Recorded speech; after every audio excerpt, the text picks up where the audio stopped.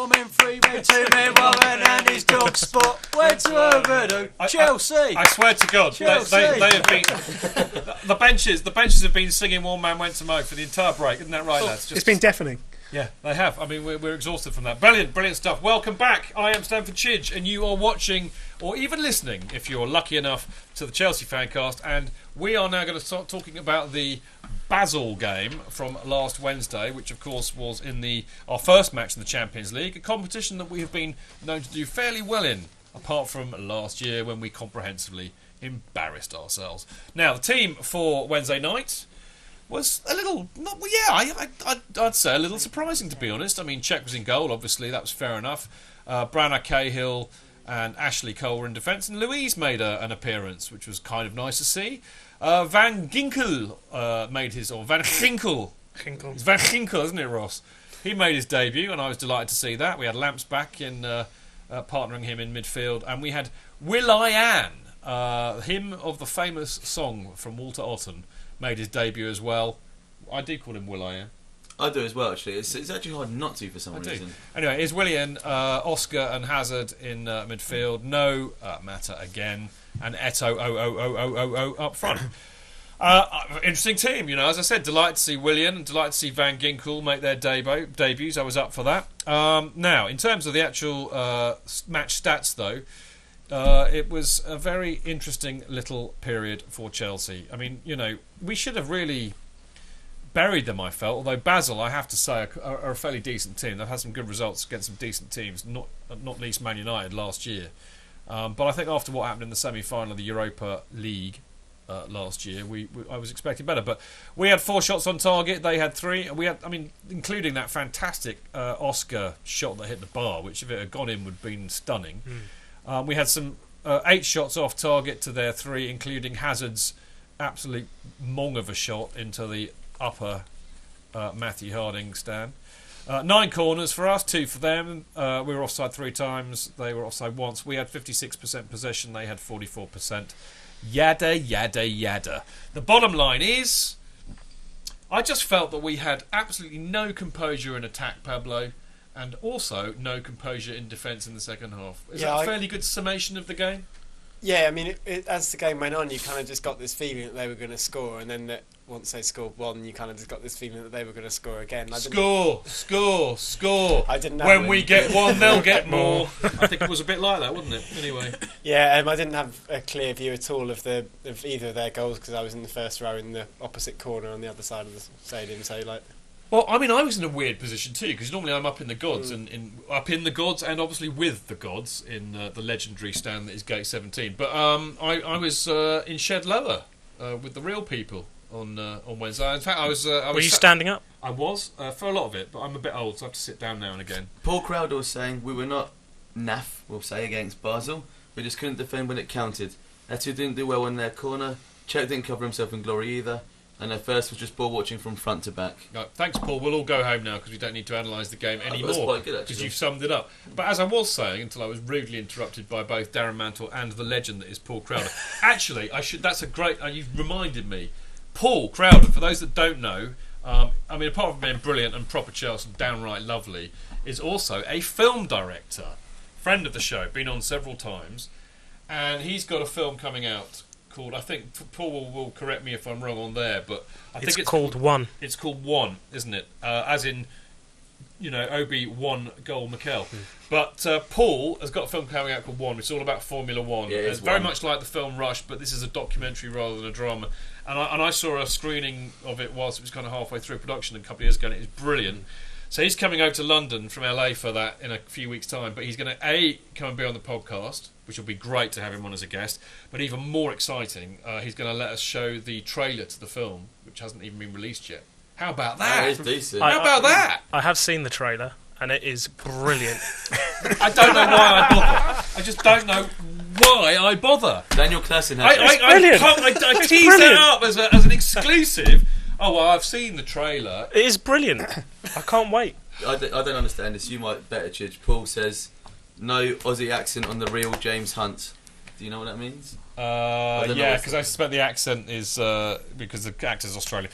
What were we talking about, Ross? We talking about the game. Shed lower. Oh, I know. Daniel Classen had to say, Real people with real emotions in Real the shed people, lower. yeah, well they were. And the point I was making about the shed lower was that I was sat next to Yasser on Twitter, which is brilliant, and I really He's a enjoyed that. good guy. God blimey. Anyway, look, talking about the game, which I'm afraid I've tried to kind of eke this out so we don't actually have to talk about the game. Well, can I interrupt now? Yes. And give you a stat that wasn't can. on your fantastic little form there, and I thought it was the most impressive stat of the lot. It's the one that we can't quantify, and it was that they had plenty of heart and plenty of character, and we just didn't have enough.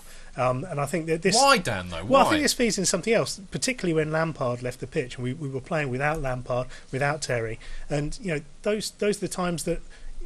You look around, you think, who are the leaders there? The difficulty, of course, is until you take them out of the equation, you can't try and bolster the character and the confidence of the rest of the team.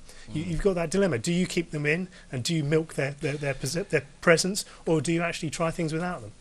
It's interesting, isn't it? Van Ginkel and Willian. Their debuts, so you don't really expect them to be able to lead it. Willian, it was really nothing. Willian, it was really nothing. I mean, you weren't impressed with Willian. Not especially. Why not? And I didn't think Van Ginkel. He didn't really look ready for the occasion. No. I thought it was a bit early to shove him in. I mean, he was tidy enough for the most part in possession. Tidy? I don't think Well tidy. Bang tidy. I am Keith Lemon. Bang tidy. Anyway, sorry, I couldn't resist that. Dan's looking at me like, shut up. I'm thinking it. You're thinking it, yeah. At least he's got the balls to say it. He didn't say anything. You said He it said for him. Okay, all right. So it's pick and chidge night. Fine. All right. First I got Ross. Now I've got Dan and Pablo. You might as well have your say now as well, Darren. Okay. Dan in the CFC man also said, once Lampard went off the pitch, there was no leader on the pitch. I've always liked you, Darren. You spurned the opportunity to coat me on live TV. For that, I'm grateful. Paul, what were you saying? Van Ginkel looked reasonable in possession, but other than that, it wasn't. He had a few poor Much, challenges really. as well. He did. Yeah. You say that. I mean, I remember getting very irate because he did this tackle for which he got booked for, and I absolutely thought, well, if you're outlawing that kind of tackle, then we might as well go home now. In fact, I said something. He absolutely classed someone, didn't he? Well, I don't think he did it. I think he basically the ball hit the guy, and the referee booked him for it. Yeah, I think it was because his studs were up. But I actually agree with Paul Crowder. I thought we were perfectly decent for 60, 70 minutes or however long it was. It looked like your typical Champions League group game where you don't really do that much. You get the goal, and then suddenly Basel scored twice and we lost. And I think the reaction, we didn't play brilliantly, but I think the reaction was more down to the defeat than necessarily the way we played. Basically, I think Paul would have hated that match anyway because David Luiz was playing. Me? No, not you, Paul Crowder. He didn't have a good game. He didn't have a good game. Is he sulking? I mean, I heard a very interesting little rumour here the other day, and I can't remember where I heard it from. But apparently he really did want to go to Barcelona, and he was told on no certain terms by the club that he wasn't going anywhere. And he's had a bit of a, apparently he's been sulking on the training ground, and he's generally not very happy. Well, that would be contrary to everything he said publicly. And he said it also. What a surprise! And he's also said it out of earshot of the British press that you love so much, because he was talking to his friends in Brazil and saying exactly the same thing. He's basically, he seems to have burnt his bridges with Barcelona. If he wants to go there, he said basically, I want to stay at Chelsea. Is my rumour a load of toilet paper? I mean, I'd love you to say that my rumour is wrong, and actually the reality is what you just said. It's not what I've heard, I've got to say. Good, all right, because you are there, mate. You're at the presses, you're at the ground. At the training ground. You get a much better feel for it than we do. But going back to what I was saying before about having a manager that makes him want to work double hard, and obviously that's maybe hurting him a little bit. He's got to give more than he's ever given before. Yeah, interesting stuff. So we weren't impressed with Van Ginkel because we thought it was a bit early for him. We weren't impressed with Willian. It was really nothing. I think that's brilliant, Dan. Were we surprised that Torres wasn't even in the squad? It being that he'd actually had a very good game against Bayern Munich, I think, and then suddenly he was dropped like a stone. I think 2 out of the 3 of them are being picked, and I think it was his week not to be picked. It's Buggins' turn. Yeah. I mean, basically, actually, I like the idea of that. I mean, if you want to prove that Jose Mourinho is in fact a genius as a manager, he's basically said, I've got the 3 worst strikers in the league, so I'm going to just draw lots with myself every week. Okay, and I'm just going to say, eeny, meeny, miny, mo. Okay, Torres, it's your turn this week. He might as well. I mean, he might as well. He clearly wants Eto'o to get his goal, though, doesn't he? I think Eto'o. I don't think he's far away. I mean, even the idiots on Match of the Day picked this up. that actually his movement is superb, even if his legs might have gone. His intelligence, his goal nous is. I mean that even against Fulham when he basically he came in from deep and the Fulham defenders didn't pick him up at all. On another day that would have blasted right into the net. I'm prepared to give Eto a bit of time. I think, as I said to Rob on the show last week, I said, mate, he might not have the legs, but you don't need to be running very fast when you're only 6 yards away from the goal line. The problem is that now on Tuesday night against Swindon, we've got the old Shevchenko dilemma, haven't we? Do you play the star striker and risk him not scoring? Or do you just go with someone else completely different? And after all, who is the star striker now? Well, yeah, exactly. Well, John McKell-Obi, clearly.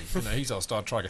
I mean, look, I'll tell you what is interesting. We'll talk about that in a minute, but I'd just like to wrap up that bit of the chat, really, with, it's early days. Everybody's panicking and going mental on Twitter, as always, afterwards. I thought Jose was incredibly calm and measured again, but also really honest about his team. I mean, you probably saw the presser afterwards, but I thought he was very, very calm and very honest in his appraisal of it, and it wasn't good enough, and he was man enough to admit that.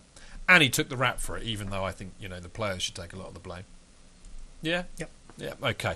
Now, what we really want to talk about is really, it's a little bit to do with that match, but actually what's kind of emanated from that during the week, and that's all about what is the matter with Mata, who we all love, obviously. Now, I thought it was great for a start that, when he came on, he got a massive cheer when he came on. I joined in with that thoroughly. I'm sure we all did.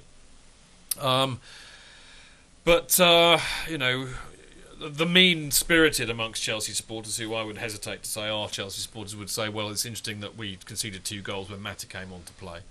I mean, my riposte to that would be, look how many chances we created against Everton the other week when he was playing. But there's clearly, something is afoot.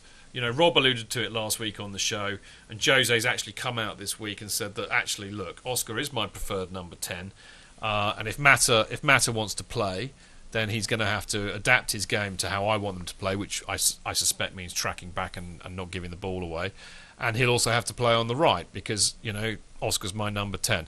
So first question, is Oscar a better number 10 than Mata, Paul?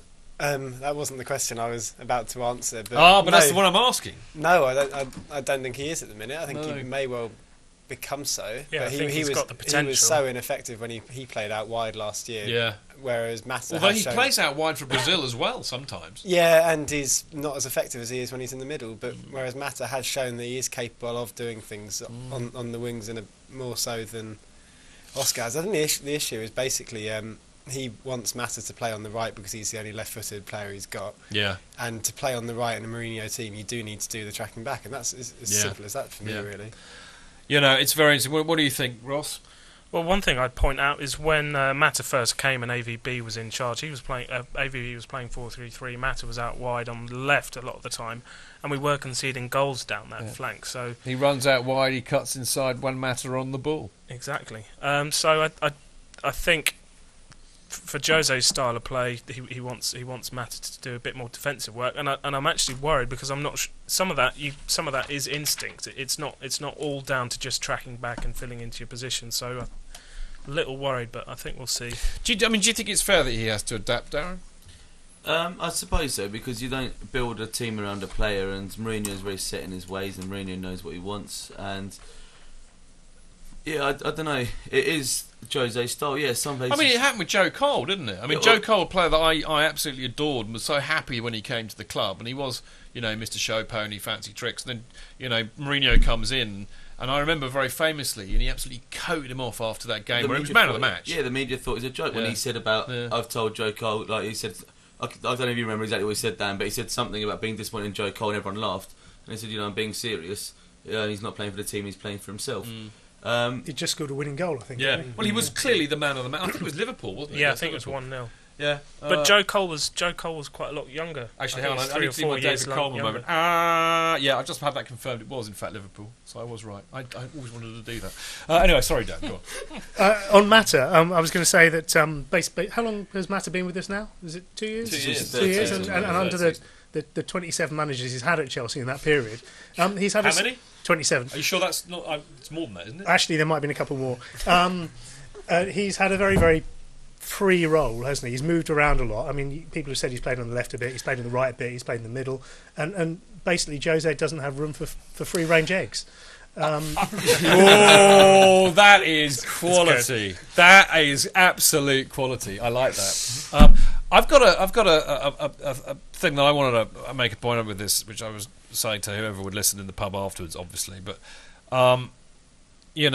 as you said, Mata was a free-range egg. My feeling was this: is that when you had a manager like Benitez and you had a manager like AVB, or not so much AVB, but certainly Robbie, who basically knew that their tenure was going to be short. So all they really wanted to do was to try and achieve something for them, to win a trophy, for example. And you've got a player like Mata, and you don't have to build anything, and just thought, you know what, let him just do what he does, and there's a chance that we might actually win something because he's a fabulous player. So he was just left to his own devices to do what he wants. Now we're in a completely different situation with Jose. Jose's here for a different reason. He is here to build a team that will hopefully go on to be great and win things for the next 5 to 10 years. So he can't afford to have the luxury of somebody just bombing around doing what they want. He's got to build something much more stable and look at longevity. So I think he's got every right to say, you know what, Mata, you are brilliant. You are one of our best players. But, mate, I need you to do a job for this team, like he did with Joe Cole. Personally, I don't have a problem with it. I'm a bit disappointed, though, that a lot of the fans that we've got, supposed supporters that we've got, are, absolutely coating, Jose off and even wanting Rafa back for all of this. I mean, it's mental. What's going on? There's actually, I forgot about this. The guy in front of me, in the first half, he said it again. He probably thought it was in a funny way, but it didn't come across that way. Started singing about Benitez. Any Chelsea song we sung, he didn't bother joining in with. That was all his contribution was to anything. His contribution was to do nothing. Just shouting out on his own about Benitez. Trying to sing. He was what? I don't know if he did it as a joke or not. I don't think he did, because he didn't actually join in with any Chelsea song. He just started chanting on his own Raphael. Was he Benitez. wearing a red shirt with Carlsberg on it? Well, this was at the Basel game, wasn't it? No. This was the other day. Oh, this was Matthew Odding Lower, block 11. In the good old days, he would have got a kicking, frankly, and he would have deserved There it. was apparently... there was a fight, apparently, which, unconfirmed, was between... Father and son, I heard that. It's just mental. I mean, the other thing that's mental, I remember on our Facebook group, somebody posted an excellent picture of, I have to say, 3 very Spanish-looking people, and that is significant. That's not borderline you-know-what. There is a point to this. Who had a photograph, a banner on the photograph saying, Jose Mata's best on the field, not on the bench, or something like that.